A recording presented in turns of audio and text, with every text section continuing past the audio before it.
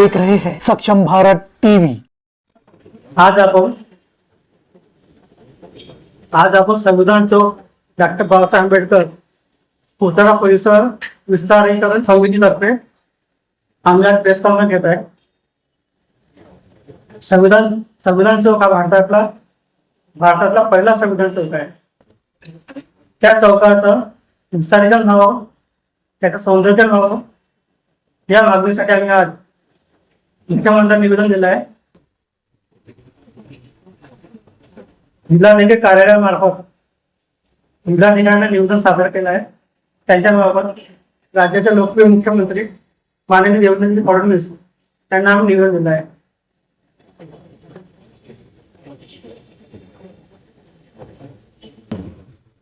त्या चौकामध्ये गेल्या काही वर्षापासून सामाजिक आंदोलन, राजकीय आंदोलन, विविध प्रकारचे आंदोलन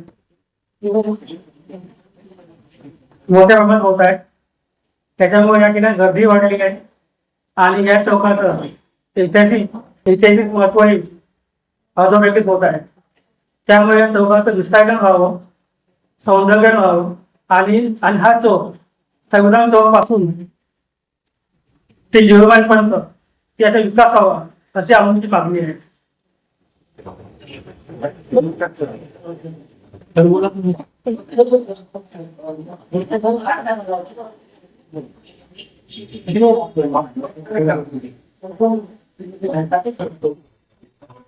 आपणा सर्वांना माहित आहे, नागपूर शहरच नव्हे तर भारतभर नागपुरात हा संविधान चौक आहे आणि या संविधान चौकात सर्वच प्रकारचे आंदोलन, सर्व विविध गटाचे, विविध राजकारणाचे, सामाजिक सर्व या 0 माईल पासून तर संविधान चौकापर्यंतची जागा आम्हाला पाहिजे आहे। यासाठी की आता आपण पाहता, आपण नेहमीच त्या परिसरात वावरता, हा चौक, हा परिसर फार अपुरा पडतो आणि भारताचं मुख्य केंद्र 0 माईल असल्यामुळे याला एक संविधान चौकातील हे विस्तार होणं आवश्यक आहे आणि म्हणून संविधान चौक डॉक्टर बाबासाहेब आंबेडकर पुतळा परिसर विस्तारीकरण समितीची 8 दिवसापूर्वी स्थापना झाली आणि या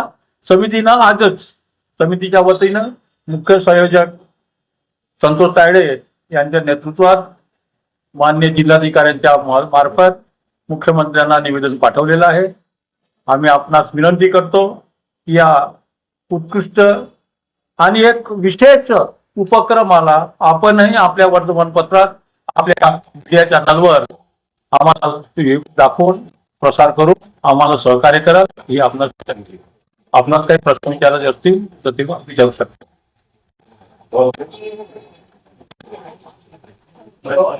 संविधान चौकाची ऑलरेडी समिती आहे, संविधान चौकाची ऑलरेडी समिती आहे ना, पुतळ्याची आहे, चौकाची नाव पुतळ्याची आहे, त्याची समिती आहे। समितीवाल्यांनी कधी अशी मागितली की मला काम करायचं पडले आणि समितीवाले तुमच्यासोबत हा सौंदर्यीकरण जर विस्तार करायचं आहे तर समितीवाल्यांचं त्याच्यामध्ये म्हणणं काही नाही काही पुतळा समिती ही वेगळी आहे आणि त्यांना समजलं नाही, समज तो भाग वेगळा, पण आमच्या जे निर्देशनात आलं म्हणून आम्ही पुतळ्याच्या परिसर विस्तारीकरण याची डिमांड करतो। आता त्यांना वाटेल नंतर ही मागणी रास्त आहे ते पुढे जाऊन येऊ शकतात, प्रेसला बातमी देऊ शकतात। त्यांना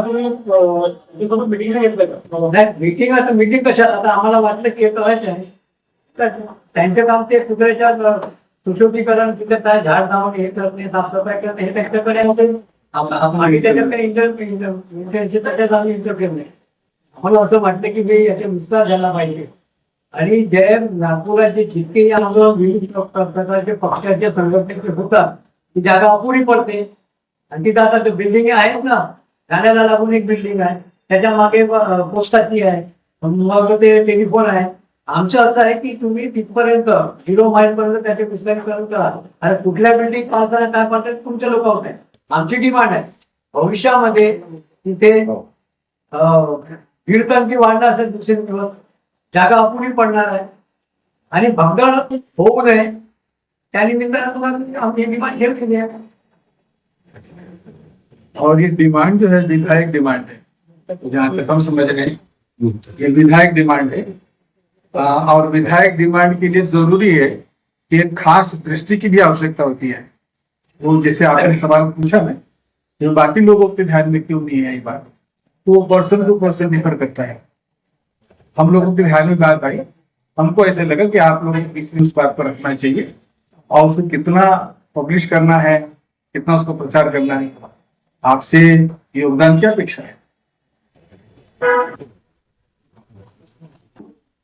संविधान चौक एक ये ऐतिहासिक चौक बना हुआ है और ये यहाँ से संविधान की और आंदोलन की और सरकार निर्माण की बहुत बार प्रेरणा मिलती है।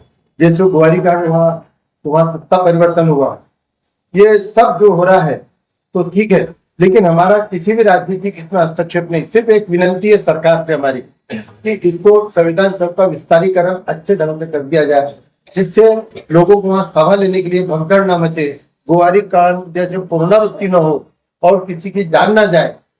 किसी की सत्ता और राजकारण से हमारा कोई लेना देना नहीं, सिर्फ इसका अच्छा विस्तारीकरण हो और आजू बाजू के परिसर को अच्छा बना दिया जाए। कल को आप लोगों को पत्रकार भाइयों को अगर आंदोलन करने की नौबत आई या मांग रखने की, तो आपके बैठने की व्यवस्था अच्छी हो, वहाँ सभा मंडप का निर्माण हो सकता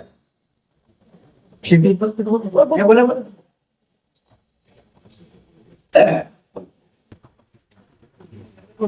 या संविधान चौकाला राष्ट्रीय प्रेरणास्थान असं घोषित करावं ही देखील आमची एक डिमांड आहे.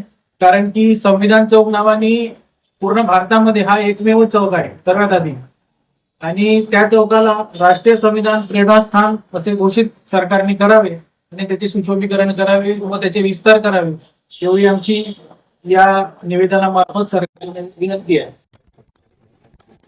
हा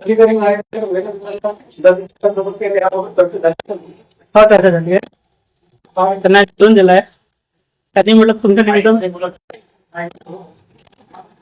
माननीय जिल्हाधिकारी आम्ही निवेदन दिलं आहे.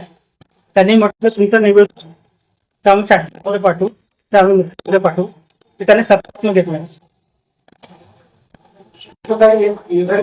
या कालावधीपर्यंत त्यांनी जर पॉझिटिव्ह विचार कर नाही नंतरची भूमिका काय राज्याचे लोकप्रिय मुख्यमंत्री माननीय देवेंद्रजी फडणवीस त्यांच्या पण आमचं निवेदन झालं आहे, आमचं निवेदन जाणार आहे. त्याच्यामुळे त्यांच्यावर आमचा विश्वास आहे की ते आमच्या निवेदनाची दखल घेतील आणि या चौकाने विस्तार करतील.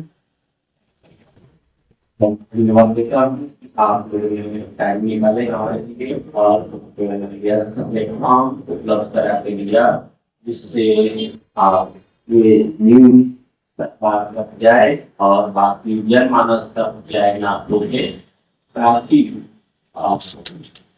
संविधान में जो धरना प्रदर्शन होगा उसका विस्तार हो सके। संविधान एक ऐतिहासिक चौक और ऐतिहासिक चौक, संविधान चौक का नाम लेने के बाद में वहां पे 0 माइल का नाम आता है और 0 शब्द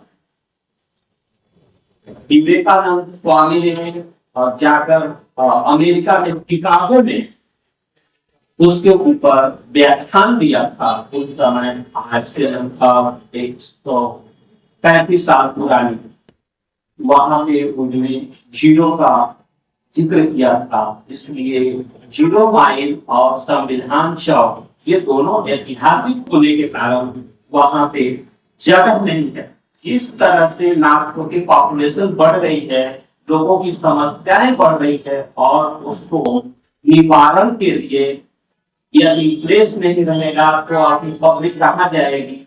इसके लिए सरकार से मैं डिमांड करता हूँ कि यह जगह